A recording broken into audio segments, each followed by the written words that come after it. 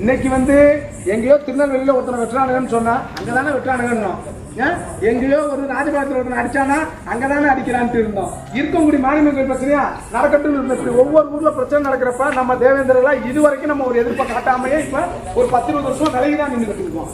இப்ப எங்கெங்கயோ நடந்து இந்த இப்ப சின்ன உடப்புக்கு வந்துருச்சு. இப்ப சின்ன உடப்புக்கு வந்துருச்சு. என்ன பண்றது? இப்ப என்ன பண்றது? தேவேந்திரர்கள் தான் காப்பாற்றுவோம். உங்க அண்ணன் தம்பி மாமே மத்தி சித்தப்பன் தான் உங்களுக்கு வருவான். சரியா? மற்றவன் எவனும் வரமாட்டான். இப்ப நீங்க கோயில் புளியங்குடி ராஜபாளையம் பரமக்குடியா இருக்கட்டும், இல்ல தேனியா இருக்கட்டும், இல்ல நம்மளோட பெரம்பலூர் மக்களா இருக்கட்டும், இல்ல நெல்லை மக்களா இருக்கட்டும், தயவு செஞ்சு ஒண்ணு சொல்றோம், உங்களுக்கு இதை கோரிக்கையா வச்சுக்கோங்க. இன்னைக்கு சின்ன உடப்பு பிரச்சனைக்காக காலையில கண்டிப்பா எல்லா தேவேந்தர்களும் எல்லா உடன்முறையும் அழைச்சு காலவரையற்ற போராட்டம் பண்ண போறோம்.